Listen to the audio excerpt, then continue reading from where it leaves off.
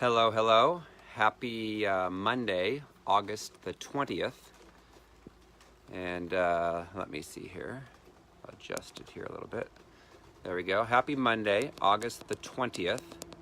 I am in Montana. I am just west of Eureka, Montana. And I'm going to share this on my timeline here. We'll get started. So it's a much less smoky day than what it was yesterday. Yesterday was the smokiest day that it has been in Eureka, Montana this year. So, but I made it through. I drove for 4 hours from very smoky Coeur d'Alene, Idaho to Eureka, Montana last night to speak at a church that is called Chapel of Praise. It's a Church of God, and let me share this with a couple of groups here and we'll get started. There we go. So basically I was in Eureka, Montana last night, and Eureka, this friend of mine, Colleen, just told me that Eureka means the joy of the discovery of discovering something new. I believe I have that correct. Let me find it here exactly. Yeah, Eureka means the joy of discovery of finding something. And so there's a lot of people that came last night that obviously found a lot of freedom going through the deliverance. And it was neat because I had not spoken to the pastor yet. There was a woman named Amber who had reached out to me last Tuesday to come speak at the church this Sunday evening, and since it was only 4 hours away and I didn't have anything going on Sunday night, I decided to do that. And so I got to meet the pastor, and the pastor explained that he was from Georgia, and he when he was 21 years of age, he went to a Baptist church, but he received his prayer language, so he started praying in tongues, and of course they kind of frowned upon that in the Baptist church, so he ended up switching over to becoming a Church of God person, and he actually came out here, I think it was maybe 17 years ago, to Montana, and started this Church of God called Chapel of Praise. Very nice, large church. I don't know, probably seats around maybe 500 people, 600 people, something like that.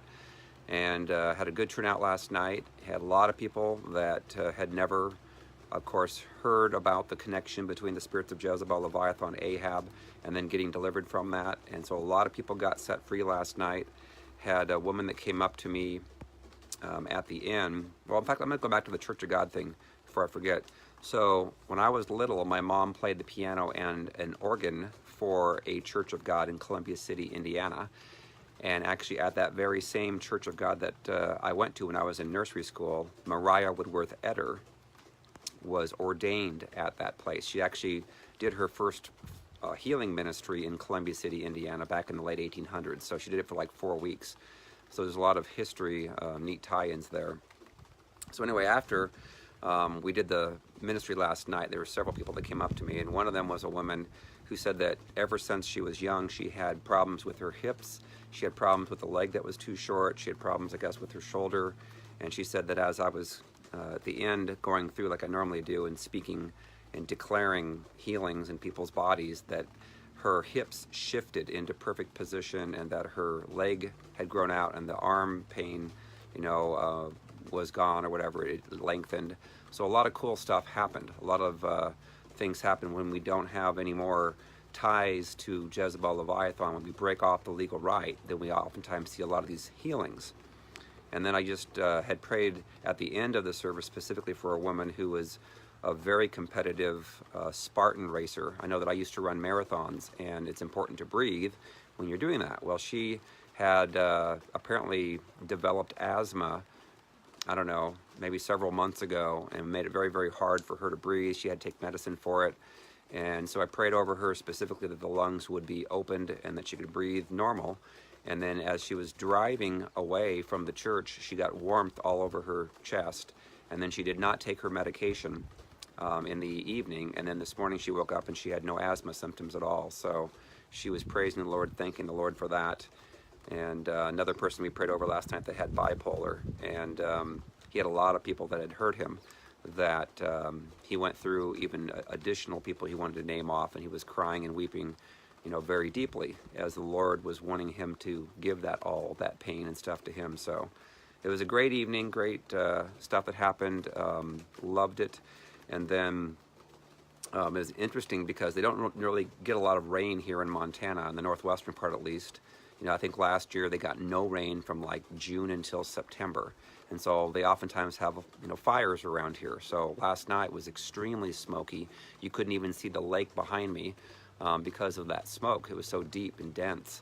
And this morning, wake up and we're having rain, light rain. So I decided to do this outside in the rain. It's just very light at this point because it's cleansing is what the rain does, and actually puts out, of course, the fires when there's no lightning to it.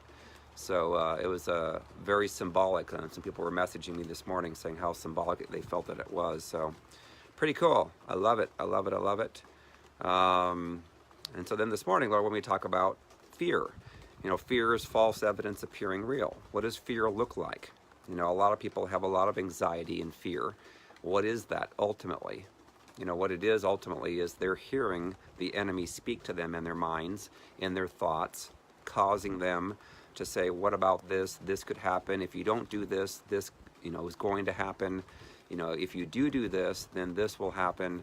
And so you get a lot of people that are in the church that hear the voice of the enemy pretty strongly, that drives them to have a lot of fear. And I had to go through a lot of things myself to discern the voice of the enemy so that I would not stay in fear. I had to go through a lot of extreme stuff that was not fun to go through. A lot of threats. You think about Jezebel. What did Elijah, after he called the fire of heaven down and he killed all the Baal prophets? You think he'd be on the top of the spiritual ladder at that point of his career. An epic showdown on Mount Carmel. I've actually been to Mount Carmel over in Israel, and you're way up on high, very breezy up there. You can see the Mediterranean Sea from there. It's like, 10 miles away or something. You can see Armageddon, or Megiddo is what they call it. You can see where the Israeli Air Force has their planes, or underground essentially, so they're protected. But you would think at that point he would be like reigning on the top. Well, then he gets a letter basically threatening him from Jezebel, saying, may it be the same thing that happened to those people that you just killed, the Baal prophets, may that be also to you tomorrow at the same time. So he got into fear, a threat. Oftentimes that's what the enemy will do through other people, is threaten you. Say, if you don't do this, I will do this. And in reality, oftentimes all it is a lame threat meant to threaten and scare you into doing what they want, into controlling, manipulating you. A lot of people that have the Jezebel spirit, that's exactly what they do. A lot of people that are married to people that have that spirit, that. Now, sometimes they will carry forward on that threat, but you have to discern the voice of the enemy from the voice of the Lord. And oftentimes, most times, whenever you get into fear, you're on the enemy's territory. So you could get a thought that comes in as you're driving down the road saying, hey, if you don't take this or do this or try that, or if you don't call and reach out to this person, blah, blah, blah, blah, then this is going to happen. Or what about this? Or what about that? I have a person I'm counseling, and he has a brother and sister that's all they do all day long is worry and fear, and they're very wealthy, and send him emails all the time getting into fear and worry. Well, you better do this, you're going to get sick, and and your children could get sick if you don't do this, and all this stuff, fear, false evidence appearing real. So it's important to discern the voice of the enemy in your mind. If you don't do that, then the enemy is going to torment you, and you'll never be in peace. Peace is where you should be at.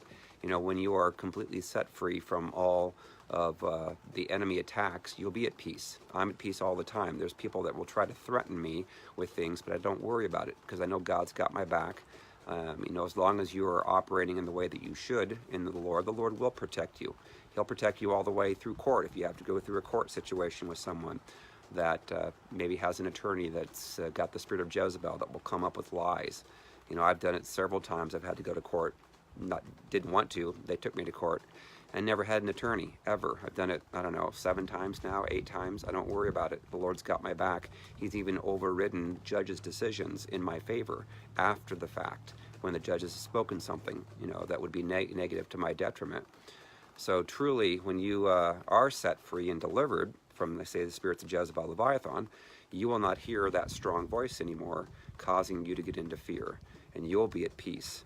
You know, you think about it, whenever you're out of peace, it is the enemy that's a component of that. You just have to think about why. Why am I out of peace right now? Oh yeah, I got a threat from a text from somebody, or I got accused of something that I did not do. Now, of course, if you've done something, you need to own up to that. You need to apologize. But as long as you're in the proper position with the Lord, you know, the Lord will protect you. He will have your back, and you will not have to ever get into that fear state ever again. But there's a lot of Christians out there that they hear the voice of the enemy, not realizing it, and it torments them like a little puppet all day long, worrying and fearing and so forth. So it's important. So I'm going to read a couple of Bible verses. Philippians 4:6-9 says, "Be anxious for nothing, but in everything by prayer and supplication with thanksgiving, let your requests be made known to God. And the peace of God, which surpasses all understanding, will guard your hearts and minds through Christ Jesus. Finally, brethren, whatever things are true, whatever things are noble, whatever things are just, whatever things are pure, whatever things are lovely, whatever things are of good report, if there is any virtue and if there's anything praiseworthy, meditate on these things." So think about those things. "The things which you learned and received and heard and saw in me, these do, and the God of peace will be with you." So a lot of people know that verse. You know, they've read it a lot of times. "Be anxious for nothing, everything by prayer and supplication with thanksgiving, let your requests be made known to God, and it will surpass your understanding." So it's one thing to know that verse. It's another thing to walk it out every day, and to not be in fear, to never be, you know, anxious. But that is a spirit. You know, that's what's happening, is you're hearing the voice of the enemy, and that's causing you to get into fear and worry. You know, you do have authority. You need to learn your authority. You need to walk out in the authority that Jesus Christ has given you.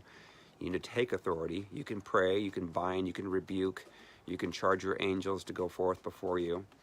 Like, for instance, I was coming over here through a lot of smoke yesterday, 4 hours worth of smoke.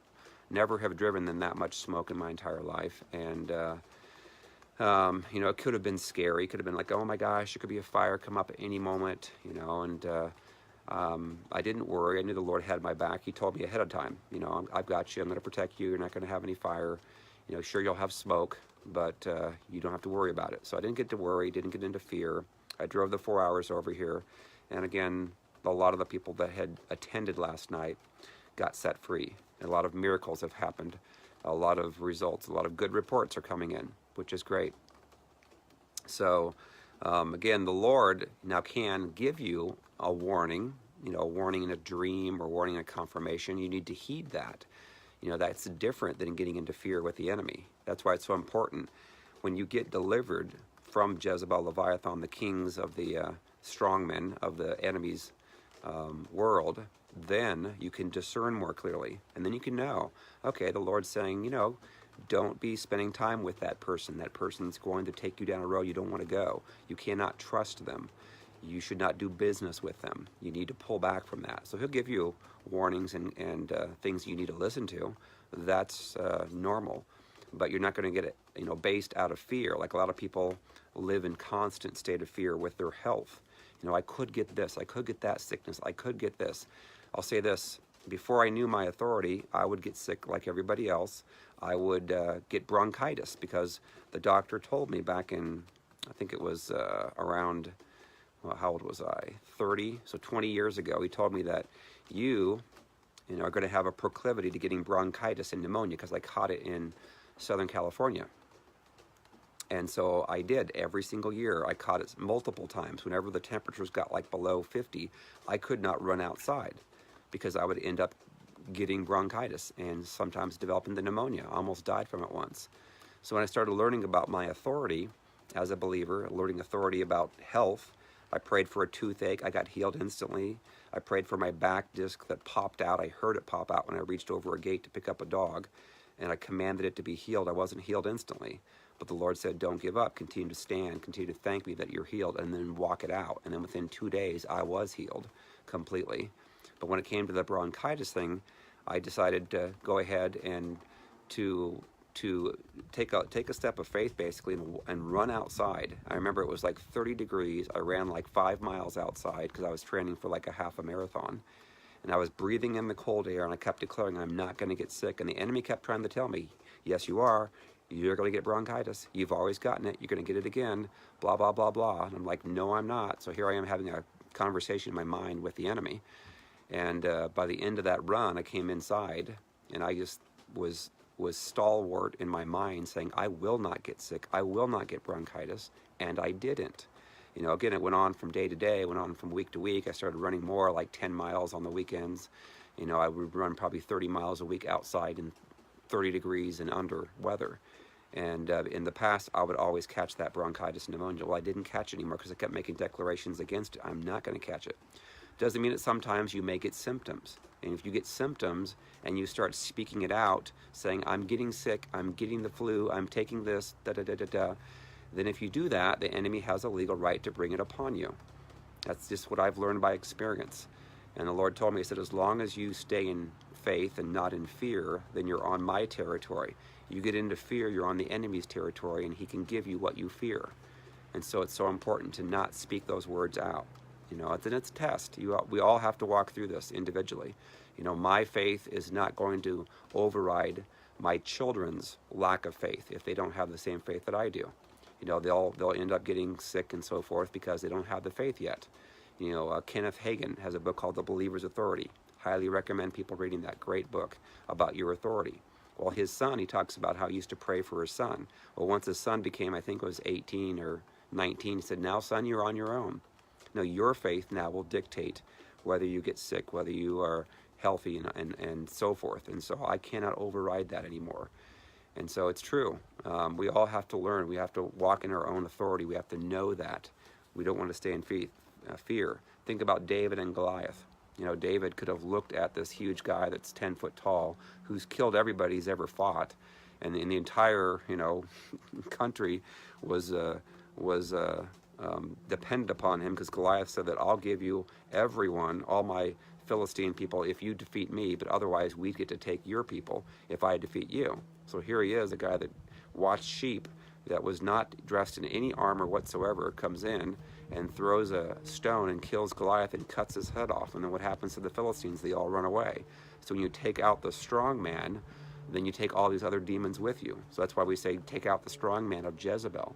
When you get rid of that, you get rid of spirit of fear, get rid of spirit of jealousy, control, manipulation, lust, perversion, lying, deceit. All that stuff will go with it. That's why that's the ministry the Lord's called me into, is to take out the strong man and help people get delivered. Because a lot of people come into prayer rooms and churches and say, I'm dealing with fear, where that's not the strong man. If you pray for fear to go, you know, it may temporarily, you know, leave for a few hours or something, or a day, but normally it will come back.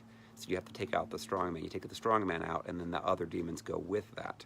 So it's important for us to learn our authority and know it. And again, you know, if you don't know your authority, then we need to learn that. And again, I would say read the book, The Believer's Authority by Kenneth Hagin. I also have a book called Jesus Loves to Heal Through You that speaks to the authority when it comes to our health.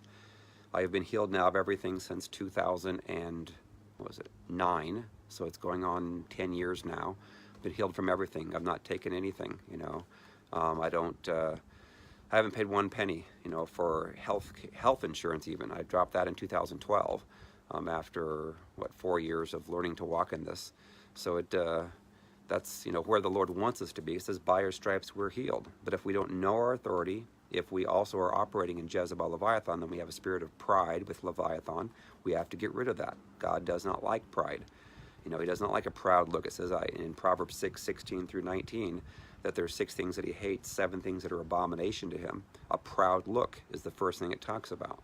So you've got to get rid of all pride. You know, in my case, the Lord actually really humbled me. He took me to the point to where I did not have a choice. I could not work anymore. I used to make $175,000, $180,000 a year. He took it all away, said, now I'm going to take away all the money that you have, humble you in the process, and so you have my heart, so you can do the ministry the Lord's called you to do. And he did. He took me all the way. From that, I had to give plasma. I had to score tests for $14 an hour. I didn't make much money. for about a couple of years until I was completely broken and had no pride left in me. And now, I can see what I'm doing is I'm helping people now to be set free from these spirits that are really hard to get delivered from. So again, if you've been hurt by your mother, hurt by your father, had sexual violations against you, that's what gives the legal right of the enemy to come upon you and to torment you. And you need to get set free from that. And it's amazing when you do, because then you get to enjoy life. Like over the weekend, we had fun. The Casanova clan, I call them, and the Lineker clan. They took their entire families to this place called Silverwood Theme Park, and it was so fun. It was in just north of Coeur d'Alene, Idaho. And we had so much fun, going through rides and water rides. Nobody complained. Nobody was selfish. Nobody said, except maybe me. I was a little bit selfish because I wanted ice cream. We were going through this lazy river. And after we went through it like once, I'm like, can we get ice cream now? Because they promised me that we can get ice cream after we did the lazy river. But then they wanted to go around a second time. So we went around a second time. I'm like, okay, now we can get ice cream. And no, they want to go around a third time, then a fourth time, then a fifth time. Finally, I said, listen, guys, I'm paying for everybody's ice cream. And it was supposedly like the greatest ice cream in the world. And it really was. They gave you these 5 scoops that were huge.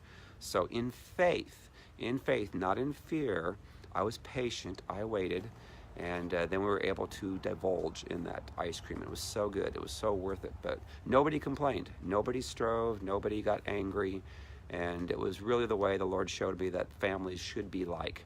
And when they're set freed from these spirits, they're like that. They enjoy each other.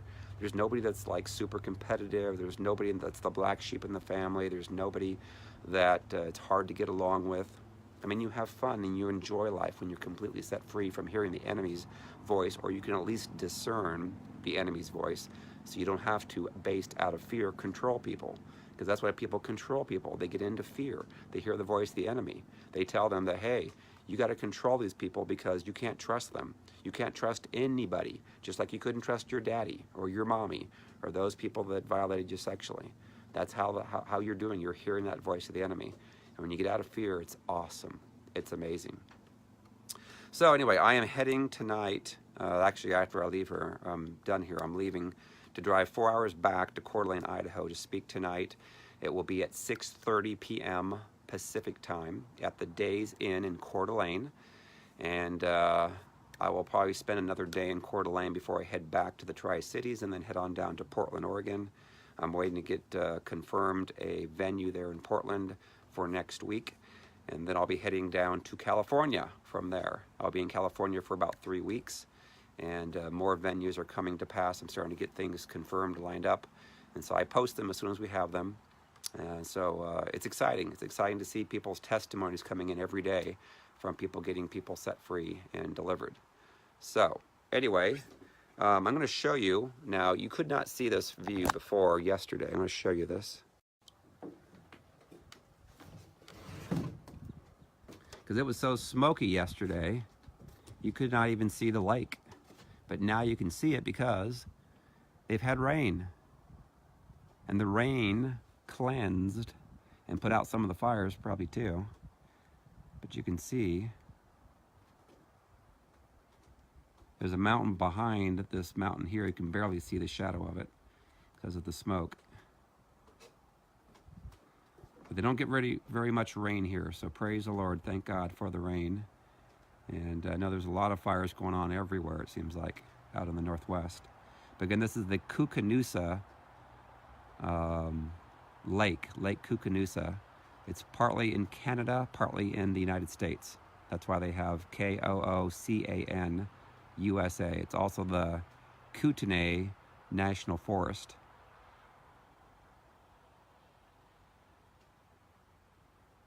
But there's no one that has fear. We are all at peace here. In fact, this is where the horses were at. The horses, and we see deer here, and I'm sure the animals are thankful. Right now the temperature is something like 59 degrees. That's why I'm wearing a jacket. Wearing a jacket in August is quite unusual. So anyways, all right. Well, I will let you guys go.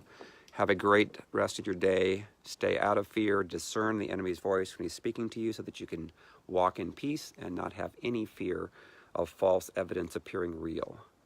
Alrighty, I will let you guys go. Have a great rest of your day. See ya. Love ya. Bye.